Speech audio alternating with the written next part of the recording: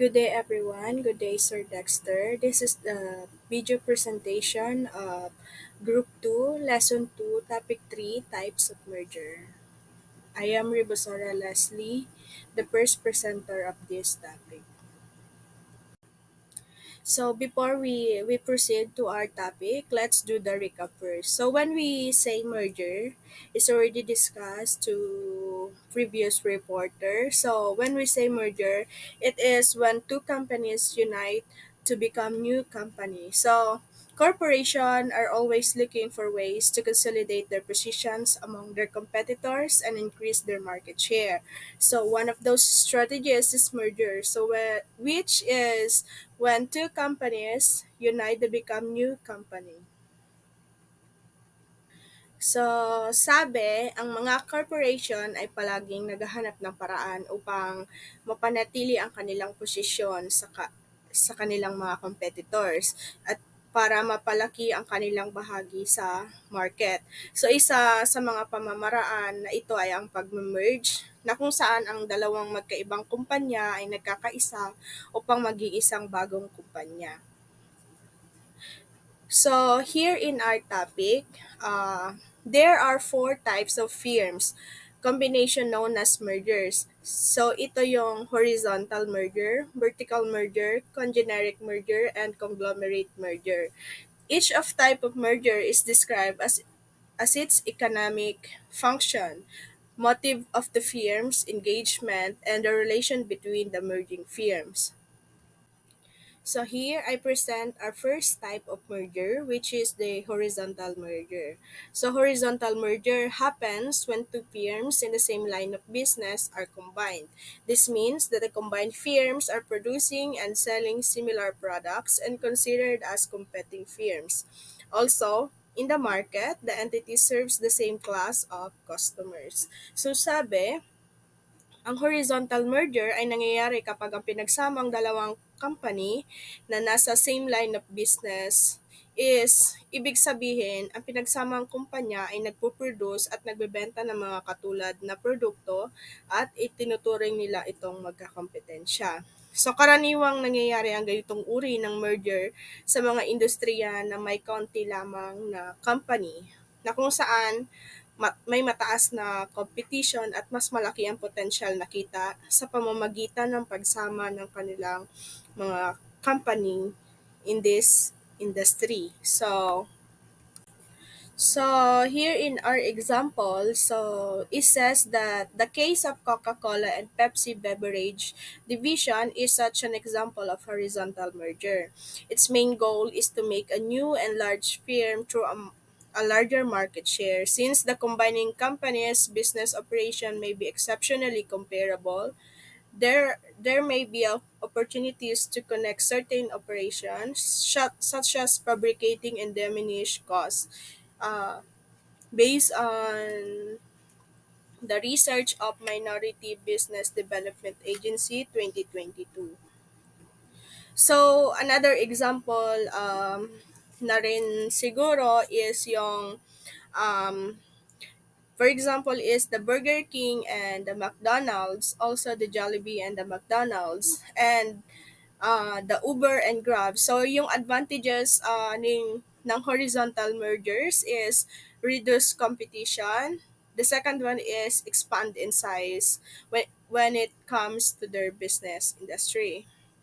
So, again, horizontal is happens when two companies is competing but they are in the same industry. So here I present our second type of merger. We have a vertical merger.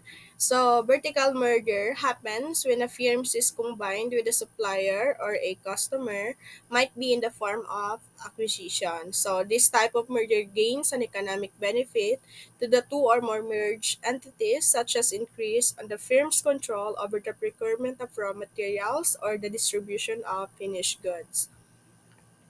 So, vertical merger tends to increase na magdulot ng mas mataas na produksyon at mas mababang gastos na magiging sanhi ng mas epektibong operation. So, on the other hand, companies can undergo a vertical merger. So this differs from the horizontal merger because the companies that are uniting are different stages of production. So this allows companies to boost their profits and have immediate access to new customers. So here I present an example of vertical merger. So in 2016, AT&T reported its merger with Time Warner in $85 billion deal.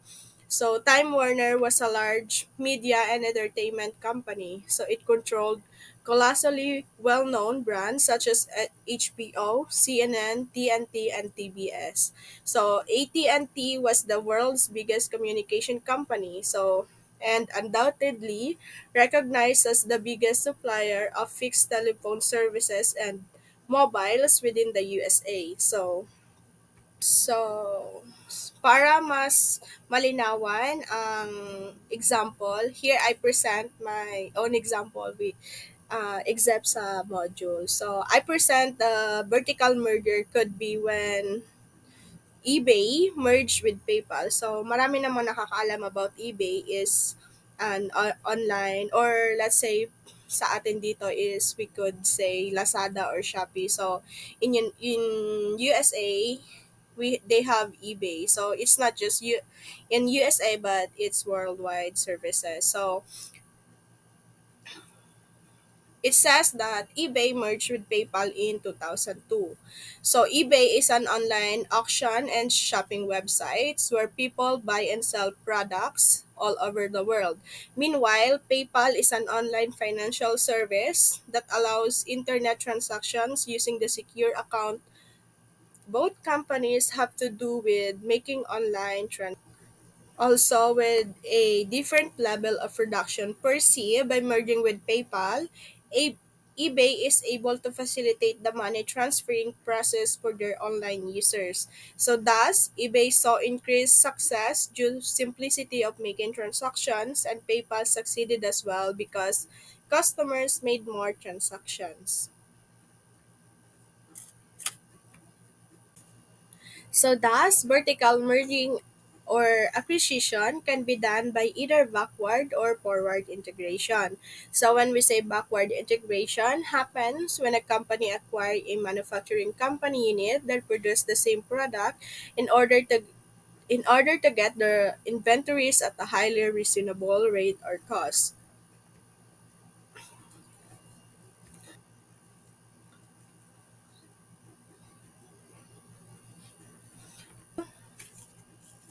Uh,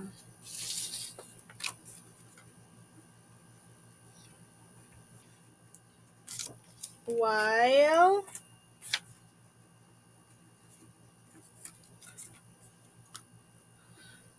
while Foxconn is supplying Apple and USA sell those Apple's iPhones. So now the example of backward integration would be so if Apple starts the job of Foxconn as well, so if Apple started assembling their own iPhones in California, that would be the example of backward integration. So and the example of forward integration would be if Foxconn starts selling their own branded Foxconn mobile phone. So if they have a different brand in China and sell mobile phone under the brand name of Foxconn, that would be an example of forward integration.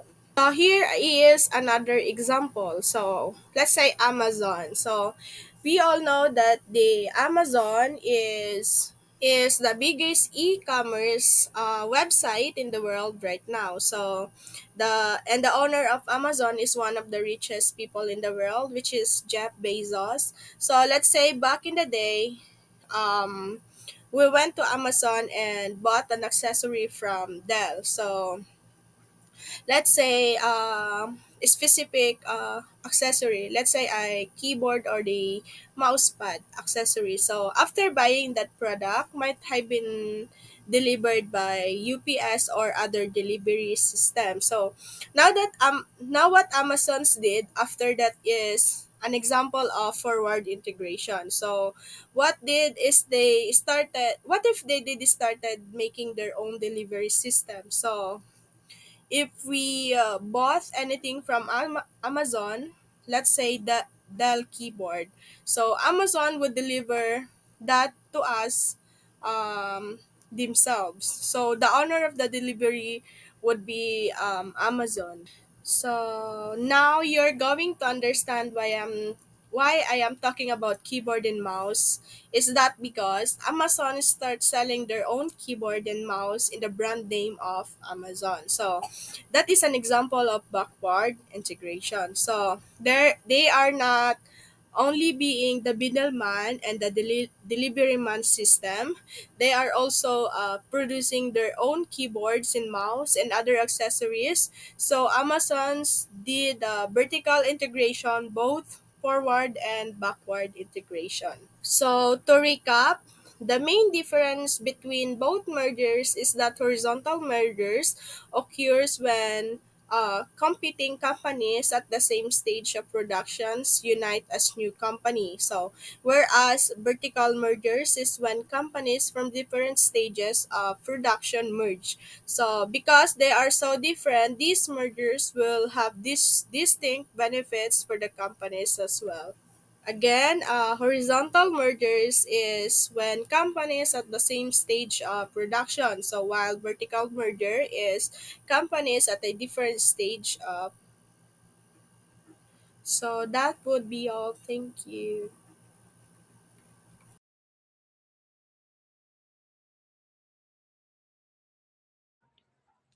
Magandang araw po. My name is Jeremy Roldam from BSB FM4A. My report is types of mergers, which is the congeneric merger. When we say congeneric merger, the congeneric merger, it is a type of merger where two or more companies in the same or related markets that feature a different line of product combines. In a congeneric merger, the companies might have something in common like in the market, distribution channels, the technology, or the process of production. This way, the merger could provide synergies and extend their company's line by making use of both their markets. For example, si Company A leading manufacturer ng fitness equipment tulad ng mga treadmill and stationary bikes, while si Company B ay isang kilalang producer ng nutritional supplement and health supplement. In this case, Company A and Company B both operate within the health and wellness industry, but nag-o-offer sila ng iba't ibang types of products. Si Company A focuses on exercise equipment while si Company B specializes in nutritional supplements.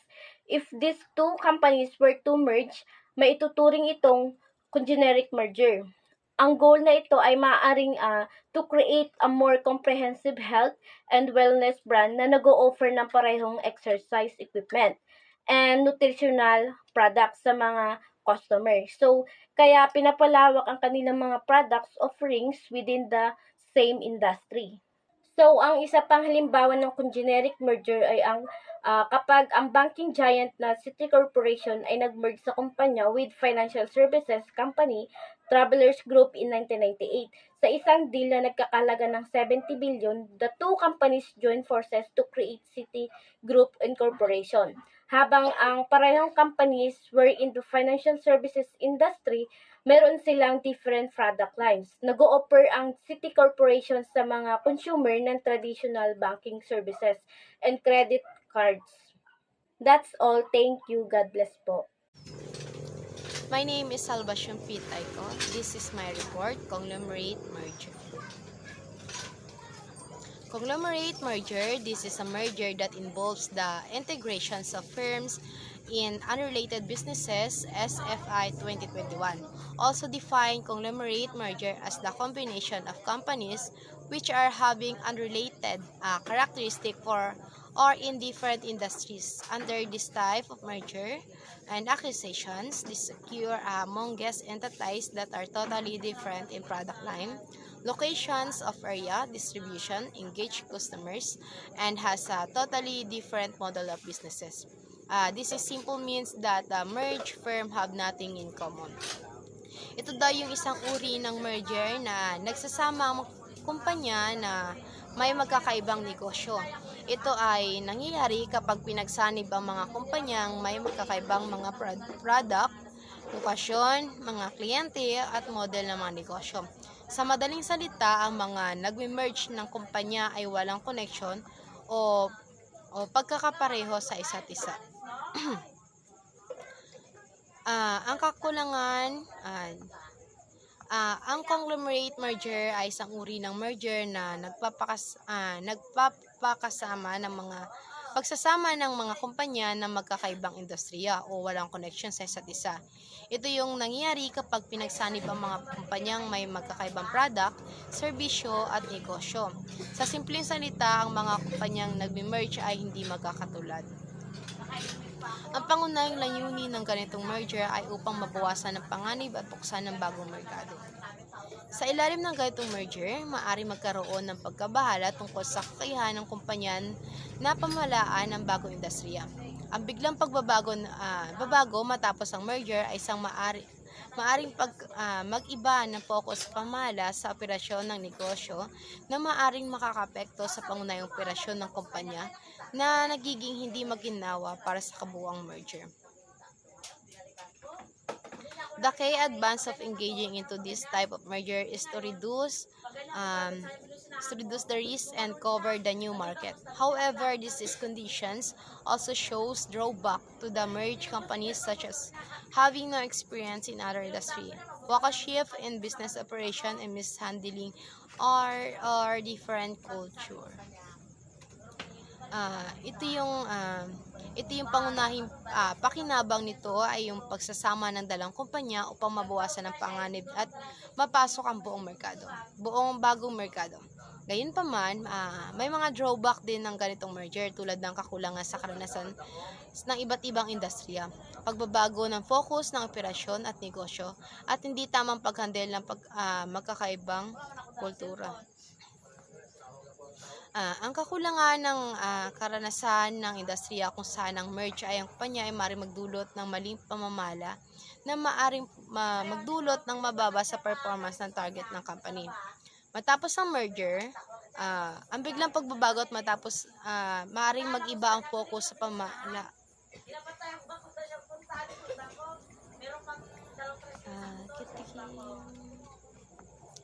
Dito na po tayo sa Business Company 1 plus Business Company 2 na equals sa new combination of company.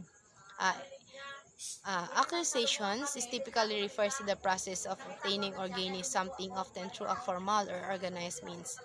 In the business context, it commonly relates to the purchase or takeover of the one company by the another. Business Company 1, company is an exact business industry. Plus, dun sa business 2 na a company is operating in a totally different, is equals sa new combined company na value of two companies combined is greater than they are valued separately. Ito yung karaniwang kahulugan na tumutukoy sa proseso ng pagkuha o pagkamit ng isang bagay, madalas sa pamamahalaan ng formal o organisadong pamaraan. Sa konsepto ng negosyo, ito yung kadalasang nag-ugma sa pagbili o pagsasakop ng isang kumpanya ng isa pang kumpanya. Maring ito yung mga kinalaman sa pagkuha ng mga arian, teknolohiya, intellectual property, o ang buong negosyo mismo. Ginagamit ng kumpanya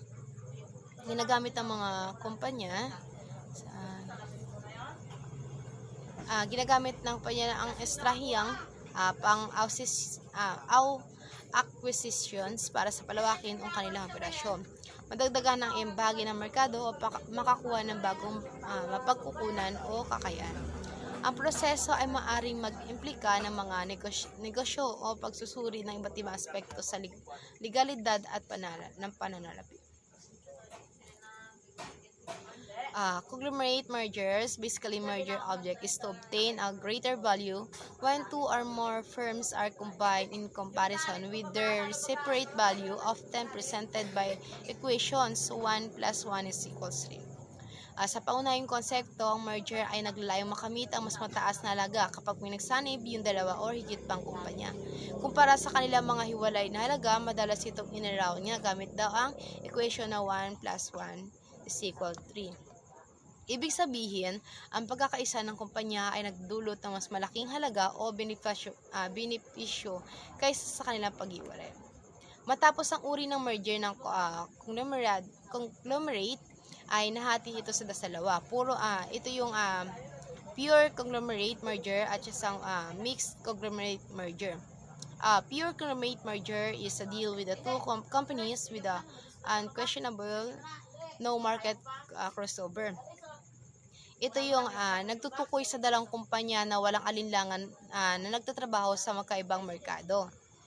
Ang pangalawa naman is a mixed conglomerate in show when two or more companies are combined within its market scope and expand to its product or services.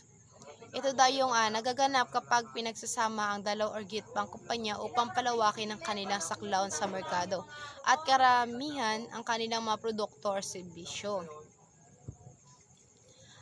Meron tayong example. Example is eBay at sa PayPal merger in 2002. It is an example of conglomerate merger where eBay bought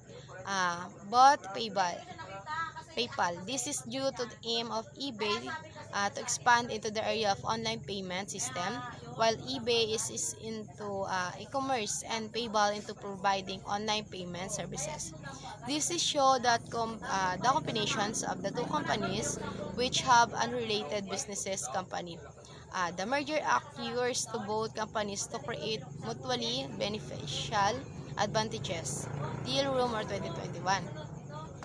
Ito daw yung merger ng eBay at PayPal noong 2002. Ito yung isang halimbawa ng conglomerate merger kung saan nga daw binili ng eBay ang PayPal.